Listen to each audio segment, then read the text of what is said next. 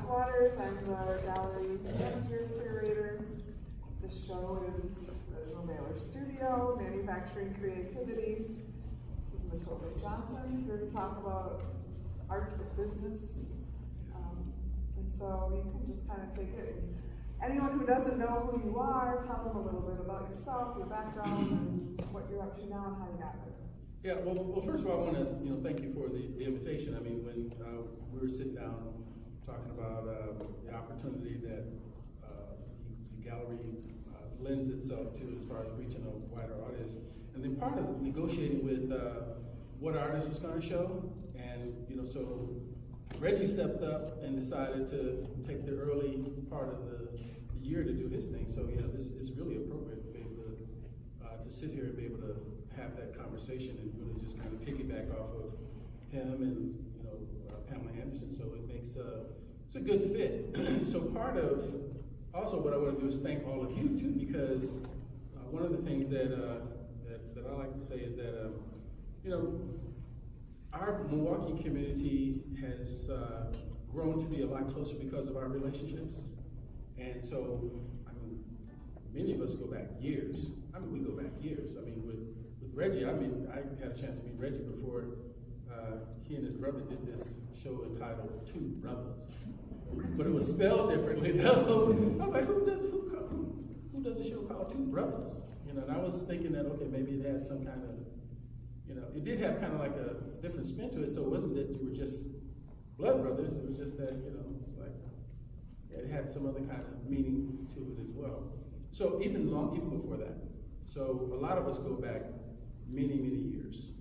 Della and Lamar and a lot of what I consider like the OGs and some of the, and I don't mean that in a bad way because the young people refer to the OGs as old geniuses. That was what Christopher said anyway, because he was ashamed to call me an OG because it's like calling me an old timer. I think that's it, Huh? Yeah, what, old timer? Yeah, it is. It is. I got some miles on me, man. but nevertheless, the thought is that I don't get a chance to have this opportunity that often because most of the time I'm just busy doing the work. I'm kind of a worker bee.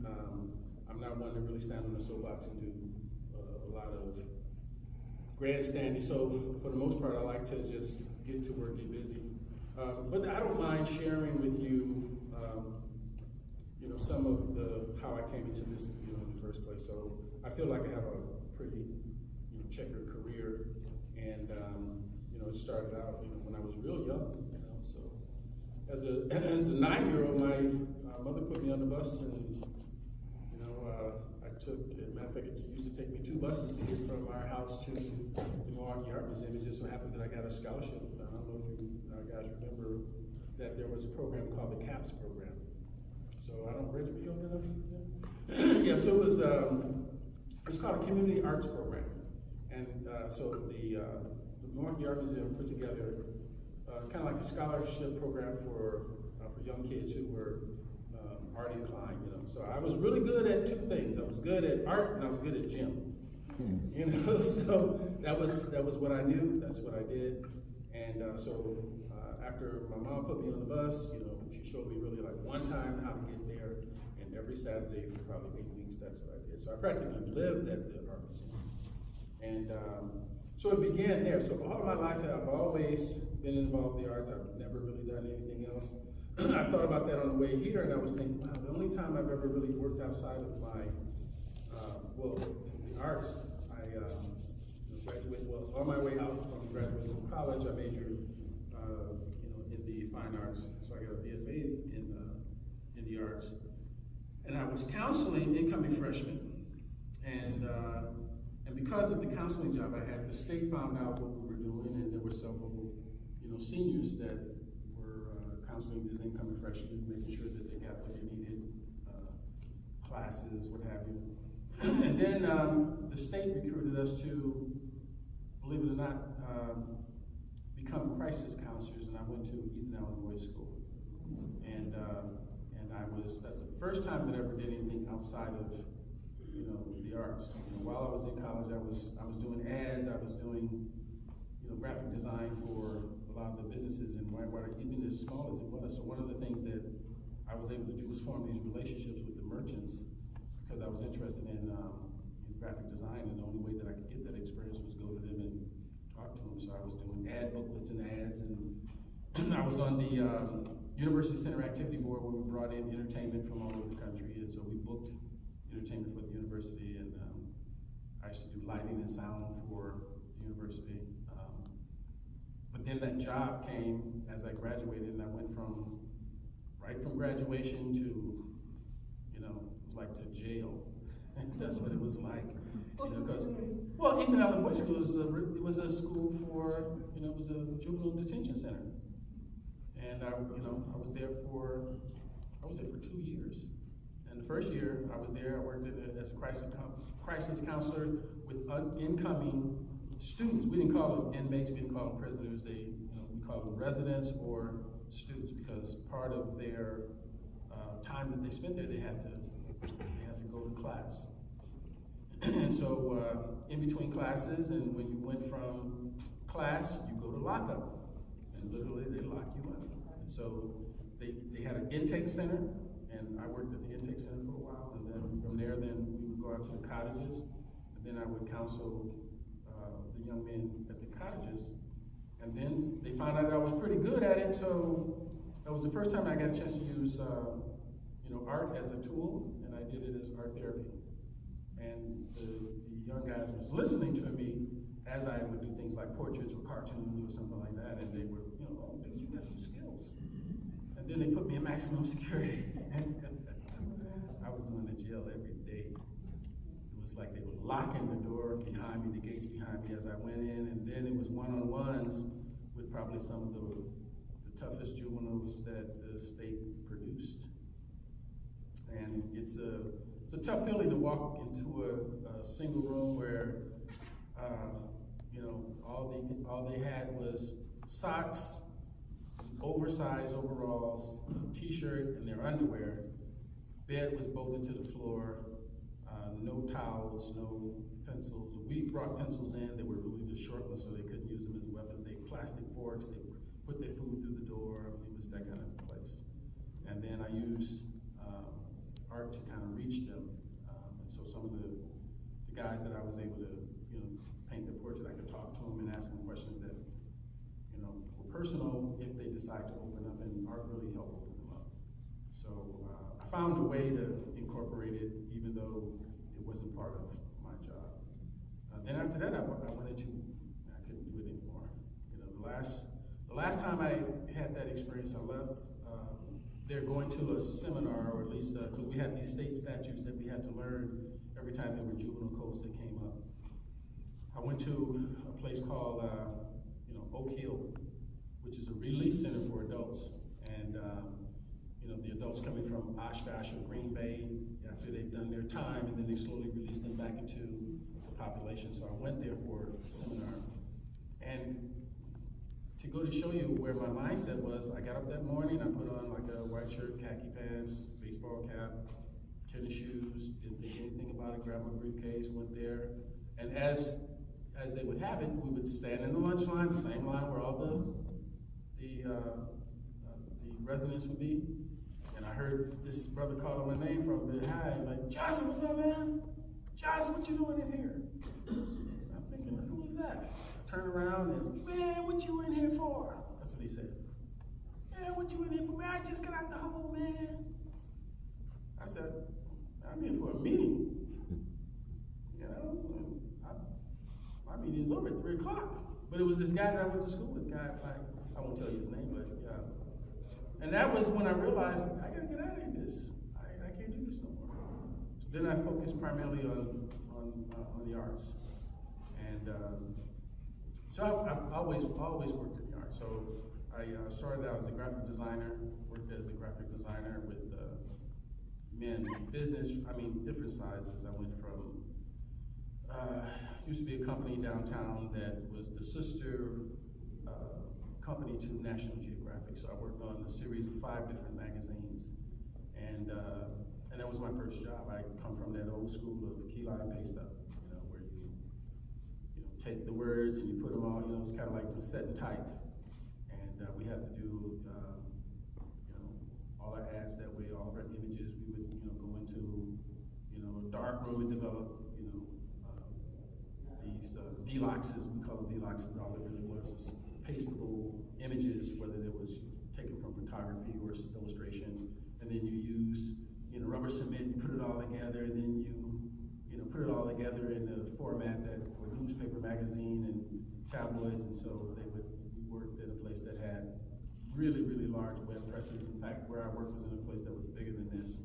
The presses ran from the front door. By the time it came off the line here, we had full-blown 4-color newspapers, and I did everything from drive a truck to design ads to cut paper to you name it. I learned everything about publishing during that time. So the only thing I didn't do was write the stuff. So I did that for a while, and then the work that I was doing got the attention of different ad agencies. So I started. I took this job with Milwaukee County as a senior graphic illustrator, and so I did that for 10 years. I don't think Della and I crossed paths, but I think we were there at the same time. Yeah. Yeah. And so I did that for 10 years, and got bored because all of my friends were actually doing much better than I was. They were working in private industry and government was slow. And I'll go to the DMV and try to get something done.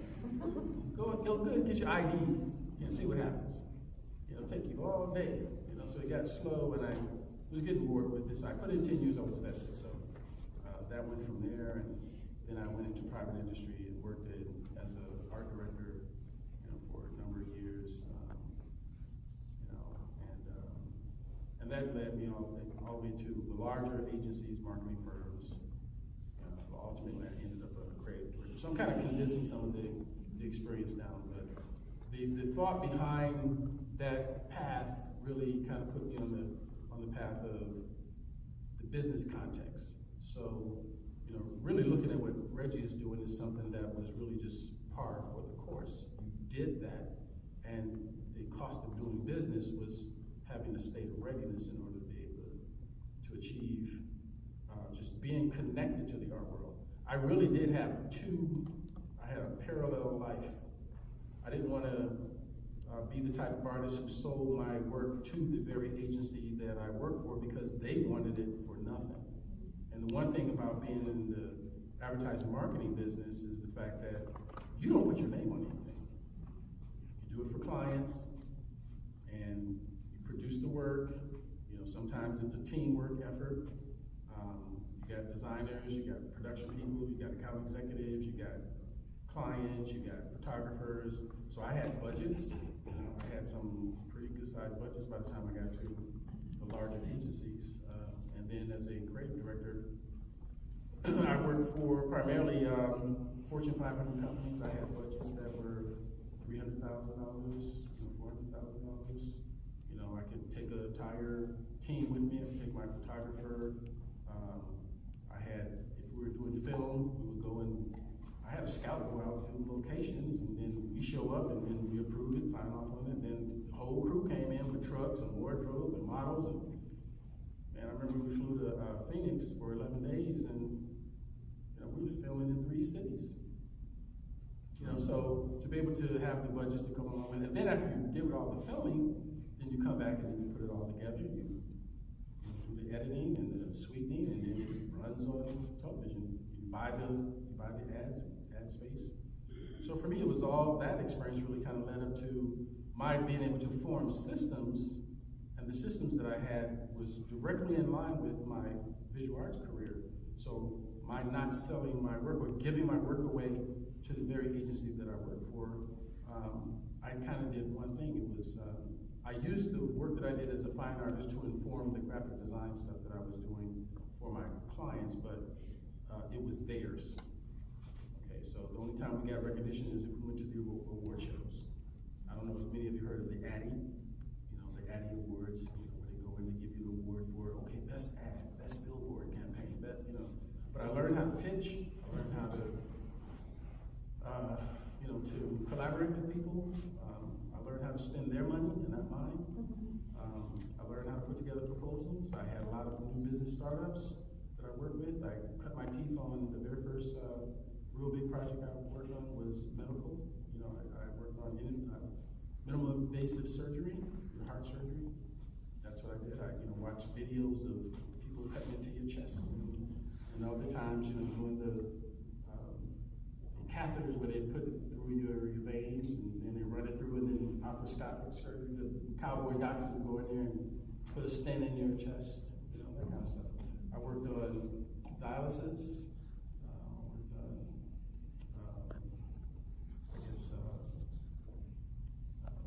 Peritoneal dialysis, as well as, you know, just blood cleansing, filters and things like that. Also, needless systems. I work with Cordis, Johnson & Johnson, DePuy, who did knees, surgeries, hips.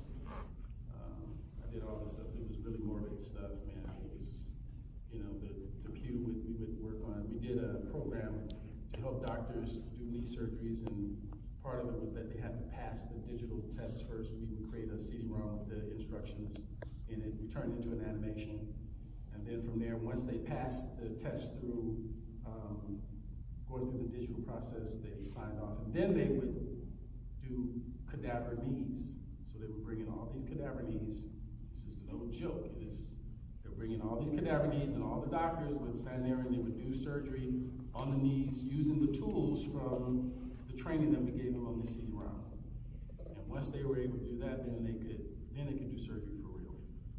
So it's pretty brutal, you know. So, but you know, long hours, a lot of hours. You know, my wife was being really patient with me because there are times I'd be gone all day, all night. You know, because it was a tough business.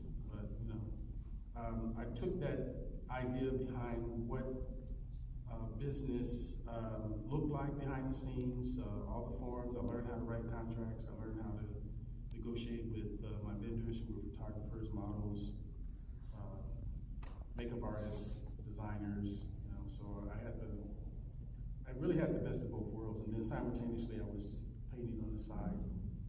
In fact, when Della and I first met, before I even showed anything, I basically studied the art market for 2 years straight without doing a painting, and walked into David Barnett, turned the corner, boom, and ran right into Della, and she had her collages up for the first time. And first time I saw her, I told her that, man, your work reminds me of Lamar Bearden. The very first time I ever met her, and so that's come to pass. Has it come to pass? Yeah, they kind of compared to that, the female version of Lamar Bearden. So that was kind of how I saw her, but that kind of culminated a friendship. And so part of what I really want to say without, you know, so how am I doing? I don't want to, you know. No, You know, I'm like it's like Mutope is like teleradio. That's kind of what it's like. So yeah, I'm just kind of spitting right now, but that's really part of it, is that state of readiness. And so, you know, how do we, you know, really take advantage of one another? Because the people that we're looking for in this room right now, we're the people that we've been looking for. You know, when you start thinking about, you know, what happened in New York at the time during the 80s and the 90s, you know, the community was made up of about 600 people, 600 artists and gallery owners, and, you know, what they did to really turn New York into the arts capital of the world was, you know, they took advantage of things that people somewhat discarded, like, you know, like Soho, for instance, like the whole concept behind the warehouse, you know, loft area, was artists took spaces that nobody wanted, and they turned them around. It was kind of like you, Fatima, where you take a funeral home and turn it into a gallery space. They were doing that with, you know, yes, you did. Yeah. So yeah, it's like that's what they did. They were taking those spaces, and nobody wanted those spaces, man. Even the landlords didn't know that these artists were working there, and you know, and if you couldn't afford a place, you crashed there too. So it became your house, became your crib. They didn't know they were living there because half the time the landlords weren't around. It wasn't until they would come and collect their rents that they find out, damn, look what you did to the place, man. Wow, polished floors, wow. It's like, then they raise your rent. And then eventually they chase you out. And they raise the rent, and it's called gentrification, right? So that concept had the artist community decide to form co-ops. And the artists decided that, okay, we're paying these enormous amount of rents, we're gonna co-op this space, we're gonna buy the building and do it ourselves. And that's what they did. You know, it was the first time I ever heard of the concept. By the time it got to Milwaukee, there's this place called Chalet on the River. I don't know if you remember it. Reggie, you remember that? Yeah, I have a friend. Chalet on the River, you know, was a guy by the name of Baco. Do you remember that at all, Pam? Yeah, guy by the name of Baco who owned the Baco building, had that space, and he took it and turned it into a live-in space where the front of the place that you lived in, you could function as a business, and then you lived behind, even if you had to put up a petition. That was the first time that, you know, they had kind of what they called dual space grandfathered in, where it was kind of mixed-use property. It became mixed-use property. They did the same thing with Slits, but Slits, you couldn't claim taxes. They wouldn't do a mortgage. So, you know, until they finally got to the point, as a matter of fact, it was Senator Royce, I can't remember who it was, that actually owned one of those buildings, like the Slits building or something like that. They turned it into a live-in kind of warehouse space where when the Slits building was just a place where they made beer, and the warehouse just sat there. They turned it into living. Now, man, it's like cream de la cream property. You know, you can't go there. We're talking 500,000, 600,000 based on the, you know, the configuration. So those things kind of like set the tone for, you know, these artist co-ops and the community that really made New York what it is. I see kind of a bit of a renaissance happening with us if we can stick together and begin to kind of, you know, stand our ground and support each other where art is concerned, because a lot of times we wonder how we're going to make it. You know, what is our legacy going to be? You know, who am I doing this work for? You know, when you set prices, who's buying? And Milwaukee is a very young market. You know, we don't have the New York old money. We don't have the Chicago old money. So if you got peaks and valleys when you're selling, you know, how do you price your work? You know, sometimes it's confusing the hell out of us. It's like, you know, how do I put a price on some of my work? You know, who am I selling to? You know, and it kind of changes, you know, based on location. Like you could show across town on the west side, and maybe if there is a buying audience or someone over there that's seeing your work for the first time, you know, they might be, you know, inclined to buy something from you. And then if not, then, you know, you move to maybe the east side where, okay, they might have a little bit more disposable income, and, okay, people are not always buying on gallery night. They're not. They'll maybe go out gallery night, scout what they want, and then sneak in later on, and then make the purchase. So I don't really depend on gallery night too much for any sales. I'm lucky if I can sell anything on gallery night at all, because you got people that come and they'll eat up your wine and cheese, and then they'll book. I've seen it happen. Okay, so host a party. You know, give a gallery show. People come there, eat up all your stuff. If it doesn't snow. Yeah, if it doesn't snow. And then they won't buy nothing. I'm just keeping it real. That's the way it is. And so relationships, we talk about relationship. Have a relationship with patrons. Have a relationship with, you know, buyers and collectors. Even the gallery world has changed. I think when I was interested in, you know, the art world at the time, there was the Milwaukee Art Dealers Association. There was at least 10, 12 gallery owners at the time, all working in concert. You couldn't, if you were going to be represented by one gallery, you couldn't be represented by another. Conflict of interest, you couldn't sell, you know, outside of, well, you could sell outside of the art dealers membership, but you couldn't have two galleries represent you at the same time. So they didn't have a problem if you were showing at the university or showing, you know, at a museum somewhere. But if you were to shop another gallery, they wouldn't allow it. It's kind of like going backdoor on them. And so yeah, if you were loyal to the gallery that represented you, then, you know, the chances are, if they advertised and marketed you the right way, then when they did the group shows or focus on certain artists, then, you know, you were kind of like an exclusive. So that kind of over time began to just kind of go away. So now I don't even know if they have an art dealers association anymore.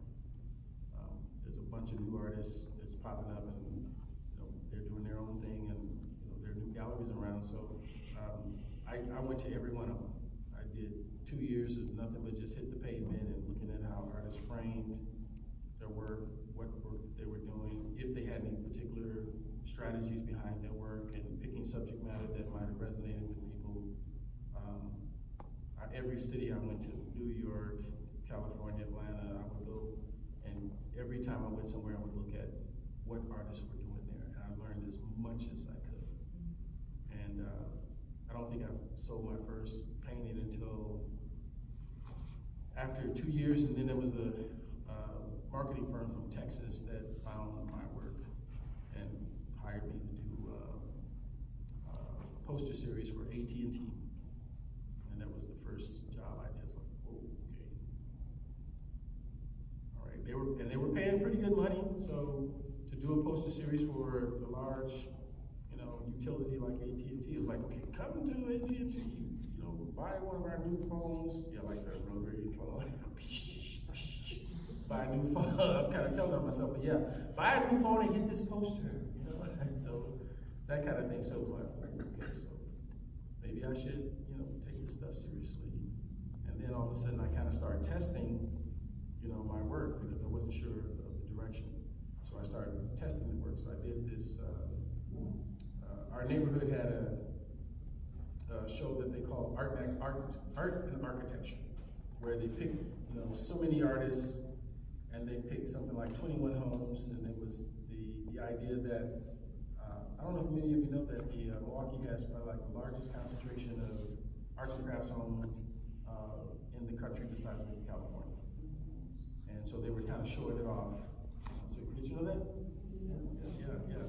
And so we came to this thing where they were selling tickets, and there were 2 artists in each house. So it was probably like I don't know, there might have been 40 of us, 2 in each house. There was 20 houses. They sold 3,000 tickets, and I did 2 paintings, I think, and I put them up in the house, and that was kind of like I had a built-in focus group. People come by, you can look at them, and like they didn't know I did it, they didn't know anybody did it, and I don't know, is Ann is here? No, Ann Bear's not here. So me and Ann Bear was in the house together. So most of you know Ann Bear, you know Ann? Yeah. So Ann and I was in the house, and we were standing by looking at people's response to the work. We heard everything. That was a really good lesson for me, and that kind of set the course for maybe I can do this for you. So what I want to do though is, can we kind of interject, because I don't want to do all the talking, but I want to hear from you too. So part of what I want to find out is, a lot of you personally, I know kind of what you do. I've been kind of following you and tracking you for a long time. But some of you, I don't know. I don't know what you do. And usually when I have an audience like this, it's like, who are you talking to? How do I know how meaningful the conversation can be? How can we help each other? I have my own experiences, like many of you have your own experience. And again, like that 600 people that was in New York included, Jean-Michel Basquiat, Keith Haring, we can go on and on and on and name all the people that kind of had their come up in New York at the time. That 600 people community, they went from one show to the next, and they supported each other. Anything that anybody did, they were there, whether you were performing artist, whether you were fine artist. And that was not a huge community, but they all had something in common, and the art was it. How they did business was it. What shows actually resonated in which location was it. And that's where I think we have to band together. They're doing something in Madison that I thought was unique. They're protesting. It's like, no, we're not doing this for free no more. You read that article recently? Like, no. It's like, no, we're not doing this for free. No, you guys are charging us for art. We bring in the art, and you go charge us a fee, and then maybe we might sell something. Right. You charge admission, and man, you got hot dogs, and this turned into a spectacle, and then we leave with little or nothing. You know how long it takes to pack up all your work, put it in the car, go somewhere and then sell nothing? You know what I'm saying? Yeah, it makes you want to change your mind about the business that we're in. You know, so yeah, Reggie, I don't blame you. You know, I ain't got nothing but love for you, brother. You know, throw stuff up on the wall and see if it stick. You know, and yeah, I can see why after a while you might get bored with painting. Like, yeah, you kind of think that you reached the apex of, you know, like selling. Like, how many $10,000 paintings can you sell in a market that doesn't really ain't feeling you, or just can't support it? Can't support it. You know, so what do everybody really do? I mean, those, yeah. I've been advocating for the last couple of years. I want to work with people who are doing fundraisers and things in the case, and there are always causes that I really support and feel strongly about. But I'm tired of being asked as an artist and seeing my artist friends being asked to perform and be entertainment and not be paid. Yeah. You know, one of the things when I first started, I actually started talking to other artists, and they talked to me a lot about the business, like when you were talking about fundraising. Some of us had talked and said we're not doing it anymore, and we just said we'll try to put you in a win-win situation. We set the minimum, we set the minimum bid, we get 50%, 50% of it. And if the work don't sell, you're gonna give it back. I know I did that to, one person I had pulled out a contract. And the nonprofit wasn't happy, but they thought I was gonna give them the work. But I tell people, I can't get the tax deduction on it. Don't get the tax, tax, the write-off. But what actually helped me was really talking to other artists. I know when I first started Hallmark, I met the, Hallmark cards, the guy that was the head, I forgot what the black part of the company, the African American Hallmark. Yeah. And he wanted to use some of my images. And I actually talked to this artist, Patrick told me not to do it, because they're only gonna offer me $500 and then take the copyrights. And he said, you can then produce the card yourself. Had I not did that conversation, other people were looking at it, they were saying, well, it's Hallmark, but I'm like, Right. I can sell a piece for $500, and they were making more than $500. Right, because they had multi-markets and They had everything. multi-markets, Yeah. but I guess my whole point is, what helped me was actually talking to other professional artists, talking to other people that's in the field, I talked to curators, even some gallery owners would sit there saying, no, don't do, But I think a lot of fundraisers, when I've discussed with people doing them, I think they feel they're afraid that this could become a thing. And I think it should become a thing. And I actually think the public would respond strongly to knowing that the artists are being supported too. I think it'd be a win-win for everyone. Yeah, but what's interesting to me, a lot of museum, let's say Milwaukee Art Museum, okay. I used to wonder how they get these, big galleries and stuff. Doing it. Then I found out when I was at David Barnett. He said, what we did, we set the minimum bid. So let's say the piece is $6,000, okay? Let's say they set the minimum bid $6,000, okay? And they said, we split that with the artist and the museum only gets what they make over it. But a lot of these museum people, the patrons, the galleries are getting, they're getting paid because they're advocating. But I think a lot of people want to use that guilt trip, and we may have the fact that we're not doing only certain type, only certain type of I also think it hurts the artists if they do one of these events people only go to those shows To get to get the work, and they wanna get it cheaply. They're not getting, you know, what we would be getting for it. And so I also think to some extent, I think it can devalue an artist's work. So I just think it's irresponsible, and I think it's not, an authentic way. It's not a good practice. So may I ask, okay, who are my painters? Who are painters? Okay, sculptors, do you have any sculptors at all? Yeah, because you kind of ventured into that, like textiles and like, and so then, when we talk about different genres, that's a whole nother animal. Because one of the things that I think that I've always wrestled with is, okay, which genre of art is actually becoming popular. Sometimes we get discredited because of the choice that we make. Ruthie, you're an abstractionist, family of abstractionists, and sometimes people frown upon abstraction.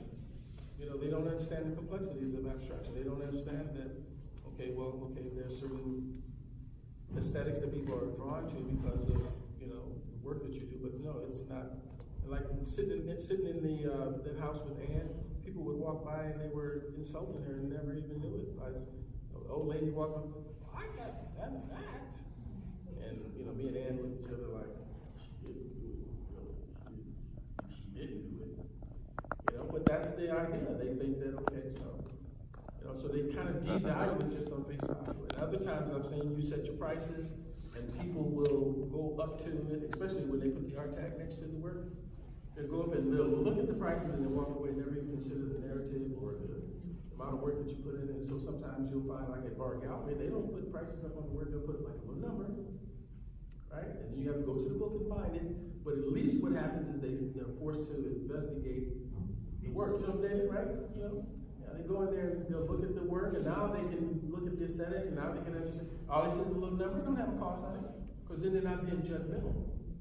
And so part of what we have to do is we have to, create our own strategies, so that, we can do it in our own voice. And by having it in our own voice, it begins to at least resonate with people. And Rhonda, when I talk about that voice, you now know what I'm talking about, right? Okay, yeah, because before there are artists who haven't quite discovered that voice, they don't know what that narrative is, and they don't realize that these strategies pay off when you're able to have a signature, and when people walk up to your work, they can say, boom, okay, that's a Reggie Baker, because I can tell that that's his style, that is his voice, that's his aesthetic, you know right away without a doubt, and that goes for a number of you, many of you know me, I followed you for years. Same with Amara, same thing. We know Amara's stuff. Congratulations, by the way, Amara, on the very no. I'll be able to buy $15 from you later on. $20,000 will come in handy, man. Right. We gotta go to lunch, brother. Chop it up. But part of it is relationships. So, I love the relationships with the artists that I have. That's how I came in tomorrow. That's how Danielle, same thing. So relationships actually really make that community. And so that's how we go about doing it. Yeah, I was going to say, relationships is how you can get other jobs. That's how you get other shows. Right. That's how you sell work. And Right. This is a business about relationships. People. Evelyn was telling me, somebody was saying about me how why am I in Milwaukee Magazine? Because I know. You're right. Yeah, but I know. But it's really, it's relationship. I got most of my shows. Well, this is what I say. Relationship. I think that a number of us probably have experienced that. I always say that, when people are hating on you, you're doing it right. That's it. You're going to have it. They wonder why are you the one? Why, it's like sometimes they don't realize, okay, maybe we're hitting our peak in you know, maybe it's our valley, you don't know, maybe it's just your time, it's your day in the sun, you know, we all have it, you know, so. Yeah, but I've heard artists in Milwaukee, recently heard artists say, well, they don't buy in Milwaukee. Yeah. I told you need to rechange that. They're just not buying You're not you. buying your stuff. Right, and you need to Right. look at why. And the reason why they're not buying, it's not that she's a bad artist, she's not out there. You know, if you're not out there showing your work, if you're not out there meeting people, you're not gonna sell any work. Yeah. And you can't just think, just because I do the work, that people are gonna buy. You have to be out there. You know, I was thinking today, like all the people that kind of helped make a number of us who we probably all know a number of them. We know Polly Morris, we know Fran Serling, we know there's a bunch of people that have always been a part of that community. Had it not been for Fran, there would have been a lot of missed opportunities that would have gotten by me. I mean, you and Evelyn, and when we formed Abea back many years ago, all that collaboration, like that's how I met Willie. That's how I met you. It was through, First Perspective. I mean, at the time, and I came over and I chastised, did I chastise Tim? Yeah, sure did. I was like, no, I don't know why you doing what you're doing. Like, the first time I met Tim, me and Brad Bernard was doing a show at, where were we? Cardinal Stretch. And Tim kind of approached me then and wanted me to like, oh yeah, well, Mutope, I know I'm this white guy, who's, want to do, I want to help, black guys who, are artists and want to help them sell. And I kind of looked at him like, dude, like, you will have some problems. Okay, you need to, first of all, come correct, you need to put your money where your mouth is, because, part of what you're doing is, they're going to see you and think that you are being exploited. And I was being real with him. He didn't believe me. And I said, no, you mean well. It has nothing to do with anything, but it's perceptions.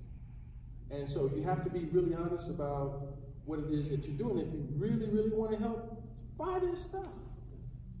Buy their work. But yeah, okay, so if you're going to finance the organization and you're going to back it, then do that. But, I came to your house. Yeah, we sure did.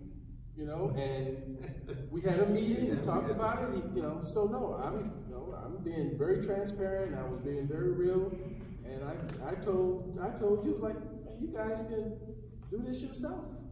But if he wants to help, like, he didn't even tell you he had a publishing company, like, making print at least do calendars, put that stuff on calendar. You putting out advertising, you putting your name on that thing, I don't even know who these guys are. You're exploiting them. Then went to later on that he started putting your names on it, along with but he's using your image. So no. He didn't like me. Well, I'm laughing because Tim asked me, why didn't any of the more established African American How come Reggie didn't do it at How come you didn't do it? And I told Reggie, him, how come you didn't do it? I told him, you ever consider either they don't want to or they don't have Ask him. have to. There he is right there. How come you didn't do it? Well, my first thing too is, well, what are you doing with your publishing company? Right. Because I'm already. I'm like, okay. Our relationship was because you do print, Right. and that you have an opportunity to get the story out. Right. But why are you keeping it in so much? Right. It wasn't really trying to get it out. So. Right. But again, we did have a lot of conversations and discussions about, which is also intriguing, is alternative ways of doing things. Mm-hmm. So whether we agreed about what he was doing, he did think alternatively. Yeah, it was. Even if he was self-branding, he was coming up with another branding idea, and that is sort of community engagement branding. It wasn't all bad. All I was doing was just trying to have, just with the way I was looking at it, was having to come correct. It was everything to do just with business. Right.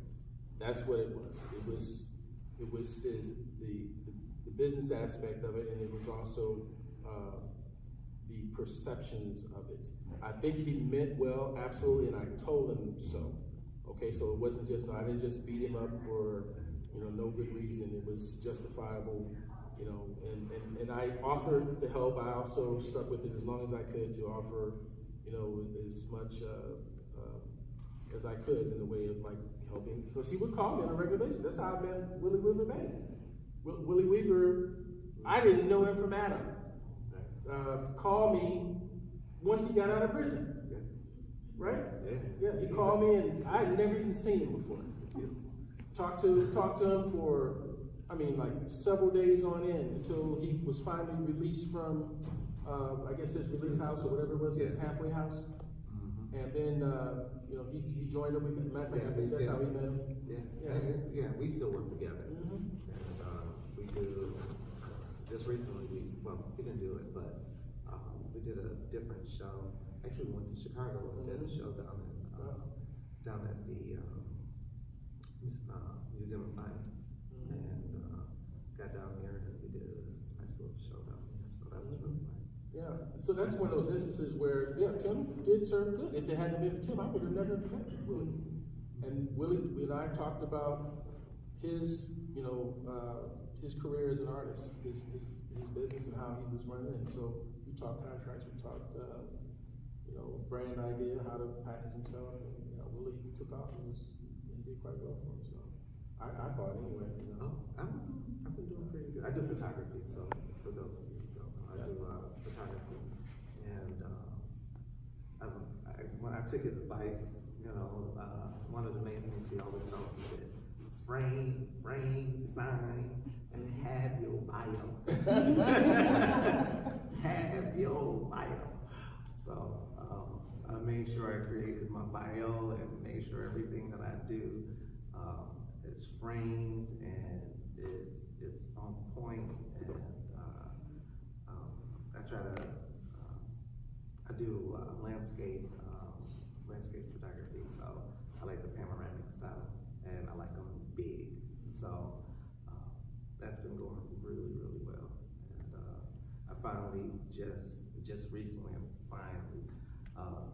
got my website up and going, and now I'm in the process of trying to spread it out into the mainstream world and trying to navigate that.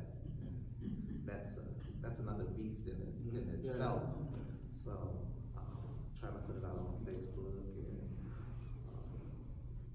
and I've been doing the back end of that and trying to make sure, because Facebook, that engine is as beautiful as it is, it's a monster. And trying to get that artwork out there and get it to millions of people, and cost, and trying to figure out ways of funding. So, and I try to do little shows and help other artists to showcase their work. And then I just did another one over at Sugar Maple. Trying to have that was last year, right? Yeah, last week. Yeah, and that actually that went well. I sold 3 pieces, and it was funny because I was walking out the door and I didn't really make a really big piece. I was like, you know, I'm just gonna make a small little piece. Just something new. And the lady, I was sitting right there, and the lady was like, oh, how much is that? And I told the person, she literally looked at me and she was like, that's it. And I was like, yeah. She said, how we gonna do this? And I was like, I said, Cash App, Venmo, PayPal, you know, like, I keep them all. So she's like, Venmo sounds really good. And I was like, okay, here. Gave her my info. Next thing you know, I have money in my account. I tell you this story. Liz, you want to say something? I don't want to take away from this, but I'm just curious because social media has gotten to be so huge in the last, 8, 10 years as far as artists' exposure and selling. There's a lot of people in this room that have certainly at least gotten exposure that way and maybe have sold. I'm just curious if that has been a big force, a small force, not relevant, you know, for. I don't know. I'm just gonna kind of speak for me, and then I'll let you go ahead and take it. I'm sorry. But for me, what I've noticed is people see your work, but then they're kind of like, you know, and I have a huge problem. I don't want anybody to just take my image and then try to share it and just do whatever. Yes. So I'm really particular about what images I really put out there, and I'm kind of anal about it because I just don't want that property to be taken and it's gone and reused somewhere else. So I try to just put that one particular, and then just I want people to come to my site, and that's primarily all I'm doing is just really just trying to get them to come to the site with just one image.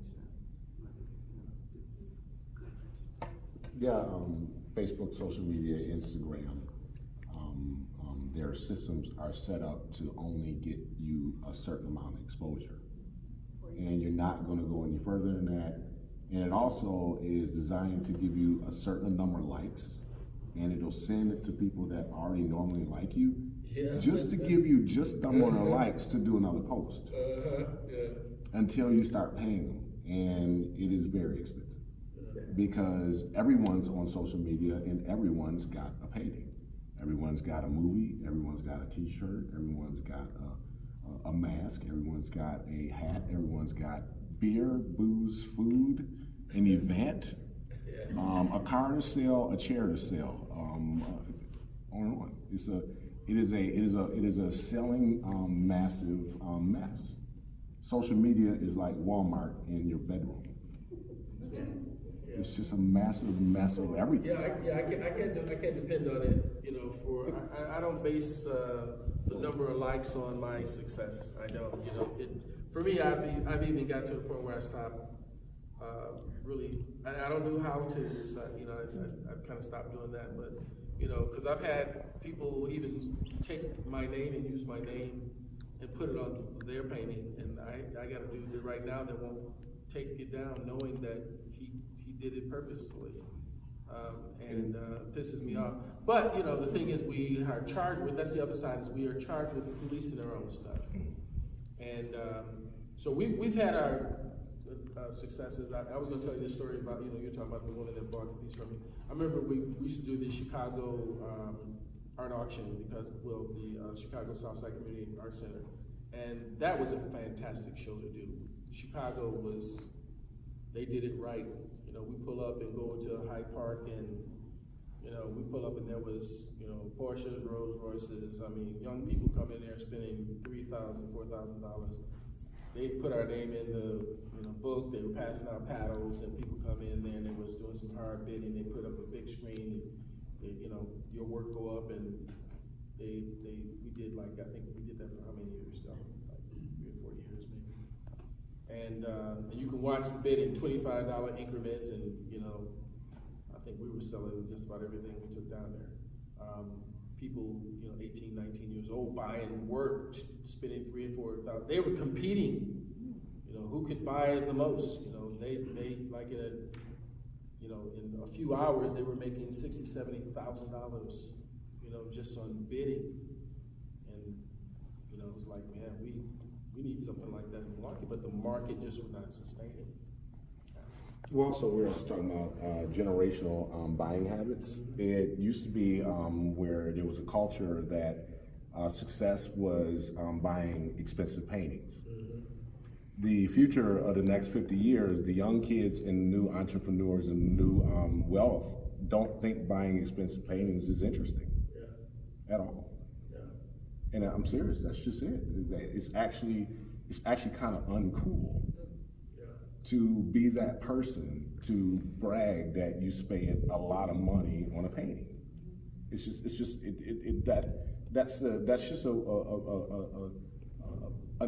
fine art culture that served the wealthy. The new fine art culture is to serve everybody.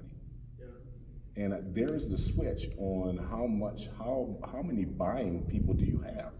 Do you serve the 1% or do you serve the 99%? Well, I mean that's a huge issue now. I mean that's part of where the higher echelon of the art world is kind of misunderstood. Yeah, it looks glamorous and it looked like it's something that we wouldn't mind doing for a year. Right. But you start thinking about career paths, and you start thinking about who's influencing the art market. And, there's articles out there, you can read it. There's, documentaries out there that really talk about, who controls the art market. And you look at the Carey, James Marshalls of the world, like a lot of the new artists who are breaking on the scene, that are selling works at six figures, but a lot of that is being controlled by the art dealers, by the, the auction houses. That's what they're doing. And so, if we're fortunate enough, we can kind of find some ground. But part of what I want to encourage us to do is really just, be better marketers, be better partners towards each other, and like maybe stage our own exhibitions, and do it in a way where we work with, folks like Danielle too, because, she'll probably be the future of curation, and begin to look at the curatorial practice and how different it is. There was a time when we would get a review if we did a show. We don't even have newspapers that can write reviews anymore. The art dealers who actually, we participated in probably one of the only art Milwaukee's that were around, where all the art dealers got together. There were some that came in from other cities. That's how I met Gerald Milberg, the dealer that represented Bearden down in North Carolina. And they came to Milwaukee. Do you remember where Sissy did the art Milwaukee over there by my head? They took this warehouse and turned it into that. All these art dealers came in here and they were like, man, we ain't never coming back here no more. Like, we didn't sell anything. It's kind of shameful, and it was organized by the Milwaukee Art Dealers Association. In fact, I think it was Elaine Erickson who organized it. She's no longer here. I think she retired. Yeah. She retired, though, right? She's wrapped it up. Got out of the gallery business, and because she was in the same building with you guys, right up under, on the first floor, I think. Yeah. Huh? No, it was Marshall building. That's well. But was the Marshall building originally the I don't know. So originally, I don't know. I knew Baco had property all over the place. He had a building over on Wisconsin Avenue. He had a building, and he was real estate dude, But yeah, but that thought was, okay, we don't have that kind of buying power here. Now there's this silent buying audience that do exist. Like when I met Sissy, I went to Sissy's place during that 2-year period. I thought, okay, I had to shop a gallery that I thought that I could belong in, but I didn't really ask anybody, and it just so happened that the galleries I spent the most time at. And so one day, Sissy just walked up to me and said, are you an artist? And I said, well, I try to be as much as possible. And she said, well, you ought to send me your work. Send me some work. So I sent her some work, and she called me. I said, definitely bring in some of your work. And I brought it in, and I walked out of there, and she was talking exclusive. And so she carried Sam Gilliam. She had, Pearlstein, Warhol, the list goes on. I think, Della was there, Evelyn was there. I mean, there was a bunch of people that Sissy carried. It was an eclectic collection. And it was good that when the card came out, your name was associated with that group. That doesn't happen. That's equity. That's kind of provenance. You hear that word often, provenance. I was trying to figure what the hell they talking about. Providence. I thought maybe there was some Providence papers. I was looking for them. I went to the library. I went everywhere. You've heard that, right? Being a curator, that's what they talk about. So Providence really is just a record, of where the art has been, who sold it, who owned it, and that actually gave you the equity in the work that you did.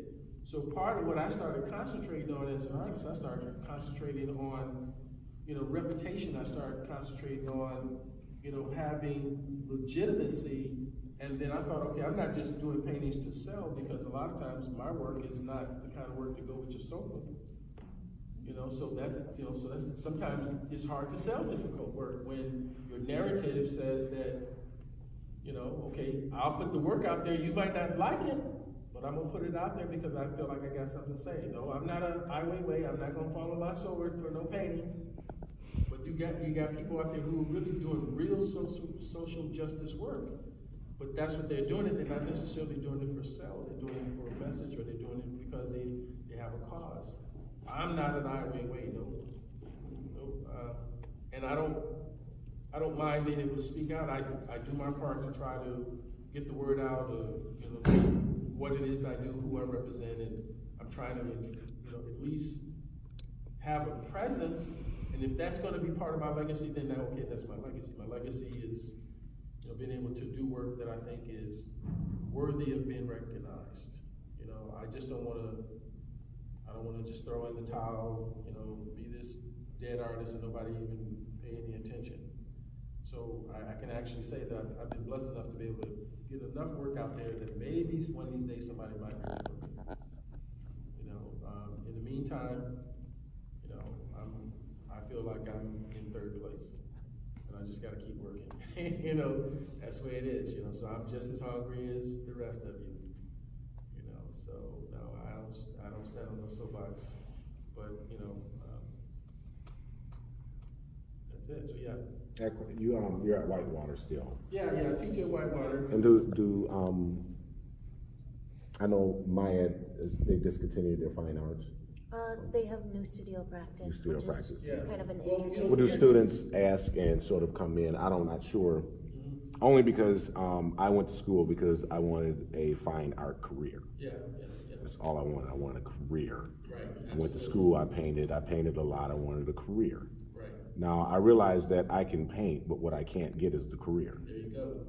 And so, you know, the art and the industry, and those are the two things. There's my expression, there's my love, and there's my passion as a painter. And I'm wondering, are there passionate youth that are going into the university systems? Yeah. And is university saying, well, this is a good career choice, or this is a good training opportunity as an artist? Yeah, here's where I am. You know, how I ended up at Whitewater in the first place. Now, again, you know, when I was working in the ad agencies and working, you know, I got to the point where I reached probably I'd say the top of the food chain, you know, in the agencies. I felt like I was doing pretty good. I was at least able to finance my fine arts career. I kept the two separate, you know, and as I was doing advertising, marketing, you know, I was painting on the side. I don't care if you bought anything from me at all, you know, because I didn't depend on, you know, selling art to do it. But the thing is that I had the business practice. And so I was just being myself. I was trying to multiply market myself where I had more than one income stream, you know, where I could get paid to talk. You know, I could get paid if I sold paintings. I could get paid if I pitched a project or did a campaign. And so, yeah, having multiple income streams was the deal. So I got invited to a creative entrepreneurship seminar in Whitewater. I got there. There were three of us. There were two other people, one from North Carolina, one from Texas that was there.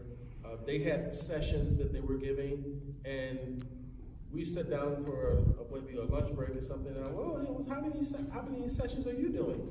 Oh, I'm doing one. I was like, how many sessions are you doing? Well, I'm doing one. I was like, so I got three. Why do I have three? And so the answer to your point is like the students wanted to talk to someone, you know, about the business of art.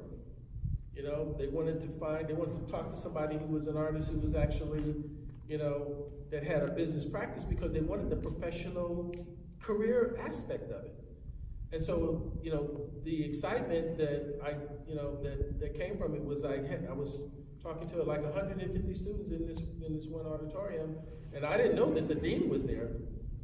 The dean came up to me afterwards and offered me a job. That was six years later.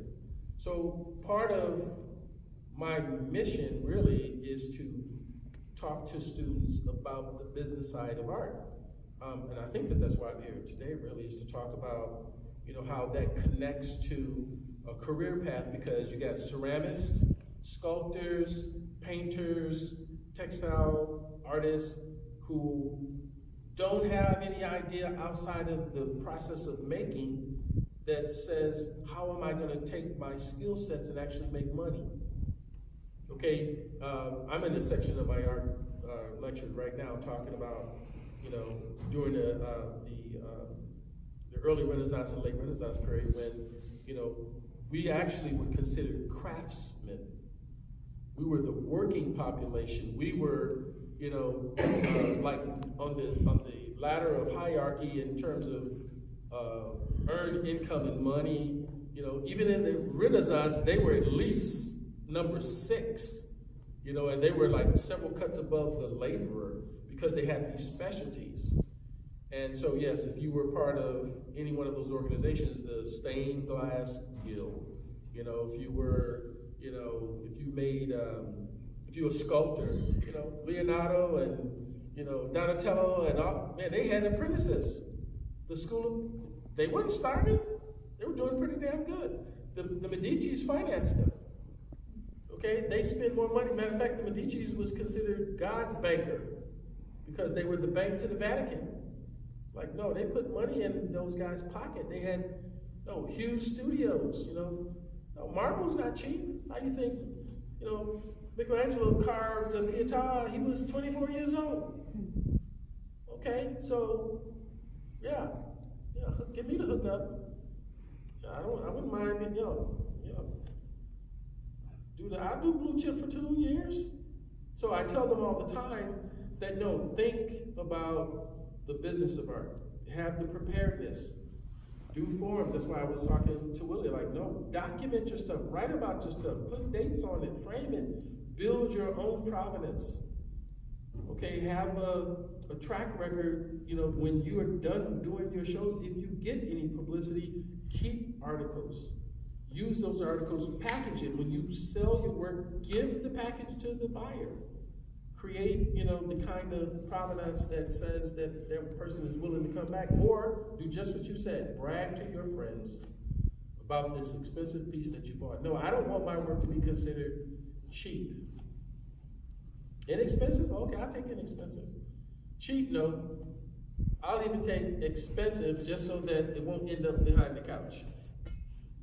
Do the students go through like business plan exercises? Well, I taught creative entrepreneurship. I did for 2 years. You know, for the first time, we actually had business students and fine art students in the same room. So yeah, they left my class with a full-blown business plan, doing all the analyses, everything. You know, all the discovery. So what we call MVP. You know, or all the research, operation analysis. We did all of that. And so the business students were learning how to be creative thinkers, how to do design thinking, and all the art students were learning how to, you know, do this, to put together a business plan with coming up with an idea, thinking of their work as products. You know, so, I mean, I even had this one book that I used that was jargon for or jargon-free book for the creative entrepreneur. You know, and we could break down the language that comes through the business. It's amazing to me how sometimes the university can break things down into these sort of silos that are constructs where they don't want to mix the business school with the art school. Finally, UWM was smart enough to have what they call an interdisciplinary program, where you can do a little bit of business too. Lubar Center, I'm a fellow at the Lubar Center. That's what I do. I mean, it's part of. Again, they found me. I didn't find them. When did that come in The Lubar Center. Oh, interdisciplinary practice. Probably about maybe 4 or 5 years ago. I got my undergrad 10 years ago, and I minored in business and majored in art history. But they never put the two together? No. And they still, I don't No, see they don't want, it. no, they basically, and, you know, I don't want to be speaking out of turn or, you know, making any enemies, you know, anything like that, but, you know, to me, it was all about profitability. It was like, okay, you keep the business school separate from the fine art school, and the creative thought, you know, that took place in the art school was totally different than, even the language that was used in the business department was not even meshed with, you know, you being a painter or you're being a sculptor. It just didn't happen that way. But now, you think about what's happening across the country as the job market is changing, and that's why being in this building right now in this space with the kind of attitude that Reggie has with, okay, hell, I painted. Okay, so no, now it's time to punt. Okay, but you did all kinds of things. I mean, you know, it's like you keep evolving, you keep working, you keep doing things until, you know, something works, but you try to build a career for yourself. You try to do it. So in some cases, like what I see you doing is kind of like what I did, and, you know, it's just in reverse.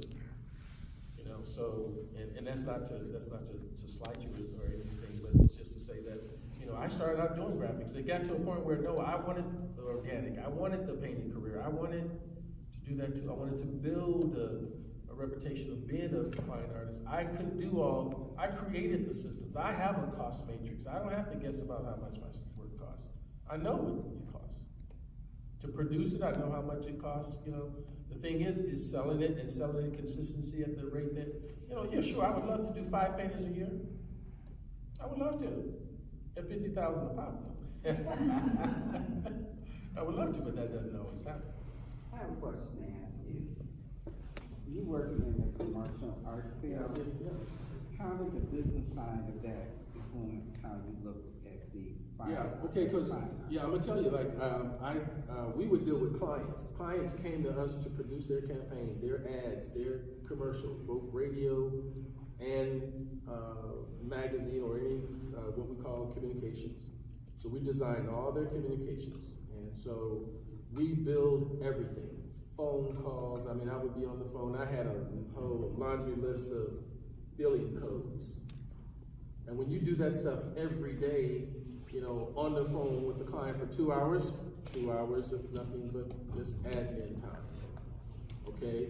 I was on the phone with the client, or a client come in the office, I spend 2 or 3 hours of concepting, 4 hours of, you know, and so you build up that, and that became a practice, and so that's how I was able to create these price matrices and be able to price my work and then organize. I wrote my own contracts.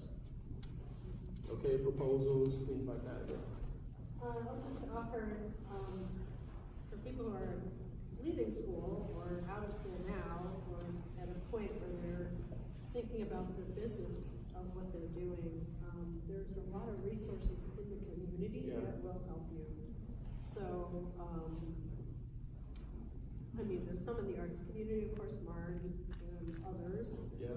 I work for the Small Business Administration, it's a federal agency that helps small businesses, and we have a lot of partners that do free mentoring and counseling. Artists are a business, you can access those things as well, and it is for free. I think where sometimes there's a challenge, is that, you know, artists have their own way of thinking and approaching things, and I think in some ways that can be an artificial line, and in some ways it's true. Your business has a particular flavor to it, and sometimes that's very individual because you're designing it. Like, you have this beautiful choice, you've made the choice and the luxury of making your business what you want it to be. Unlike, you know, somebody who maybe is making widgets, or it's a little different mindset. So when you go and you talk to some of these people, they maybe don't have experience working with artists, so you might have to be, it might be a little bit of, like, you're like, okay, I need to figure out how I'm gonna make money, you know, how I'm gonna eat, and also how am I gonna have this creative business situation. So they have tools that can help you, and you might end up doing some education of the person that's mentoring you on what that is. And I think there's also, sometimes there's people who are a good fit to work with and sometimes not. So you might end up having to shop around a little bit. I've been trying to put together, Kayla and I've been like, you know, trying to put our heads together from time to time and talk about this and how we can have more resources available that are artist friendly in the community. So I have building slowly just a list of people around, not just in Milwaukee, but in Wisconsin, who have mentored artists and who, you know, have had success at that. So it's a slow process, but it's happening. It's an uphill climb. But part of what I was doing, I was just looking at the creative industry study that was done, you know, several years ago, where you know, who was it? The Creative Alliance actually hired Michael Caine to do a Milwaukee study. Spent $100,000 on this study, and you know, I was looking at now part of what they did to include the artists in that sort of breakdown is that you talk about, creative industries as a pie. Right. You know, we represented 11% of the pie, maybe 12% was performing arts. But somewhere between 46 and 49% of the market was really the commercial industry, the ones that they refer to as creatives. Okay, so are you creatives or are you an artist? Okay, so we don't actually rank, you know, as among the list of creatives. If we, our 11% is actually counted up under artists, but mostly associated with arts organizations. So you start thinking about the, and this is really, it struck me hard because, you know, people always talk about, you know, arts spending per capita. You know, so that art spending per capita, you know, really breaks down to per person. We're 48 on the list of all 50 states, and so our arts spending per capita, okay, you can't put 13 cents and get a bubble gum. Okay, you can't, but that's what it's worth. So 13 cents per person, that's art spending. So on the federal side of what's getting allocated to the state of Wisconsin is probably what, 700 and maybe 90-some thousand dollars that's dispersed among all of the arts organizations. And I think by the time it trickles down to Wisconsin, it's maybe somewhere in the area of like Milwaukee Arts Board get what, 250,000 maybe? Is it that much? It's tiny. Yeah, so no, and a few years ago they wanted to take 70% of that away. It's like, okay, why are we an art city? You bragging about being a world-class art city. It's like, stop saying that. If you can't put your money where your mouth is, stop saying that. I remember going to the city hall and actually going and pitched right in front of the alderman and everything and told them the same thing. It's like, no, you need to stop saying it. Either you retain the funding or stop, or take this world-class city out of your brochures. Don't even say it. You know, and I was standing there like, yeah, Tom, you were the one that appointed me on this board. Talk to the mayor. Used to live right down the street from me when he lived in Washington Heights. You know. The current administration is trying to eliminate that completely. Right, exactly. No, and so that money that comes from the, you know, the National Endowment for the Arts, or you know, it's like, no, you're trying to cut that funding. So we get 790. Look it up. No, I believe you. What I'm saying is that, I mean, I hear what you're saying about arts funding on the federal level. I don't have anything to do with that. No, I'm not blaming you. But I hear what you're saying, but there's, I mean, it was a big eye opener for me actually when I started working on the business, in the business community in general. There's so many resources out there for businesses. At the federal, the state, I mean, I'm a federal agency, there's state agencies, WEDC, Wisconsin Economic Development Corporation. You know how much money they have? You know how many resources Well, they here, have? and pardon me? You know, the African American Chamber, they're a Yeah. nonprofit. But they, you know, they do some business advising and mentoring. They have revolving loan fund. There's a lot of things written into laws and regulations that incentivize certain aspects of business. So if you can flip your mind around, or any, you know, art and services too, I think there's that aspect of it, and what I'm saying is that there's a lot of resources out there, for people who are businesses, who are sole proprietors, of which many artists are, and that if you can approach yourself as a business and think of yourself as a business and go and pursue those resources, and I'm happy to have a conversation with anybody about that.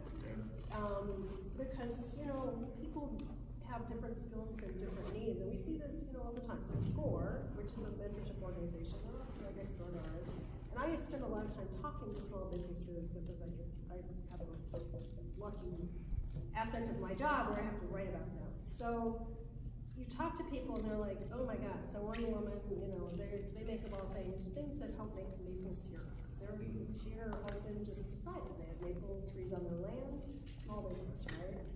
And And they hadn't done anything, they didn't know anything about it. They started doing stuff, and, they realized that they knew a lot, like she was a marketing person, she was a creative director at an art agency.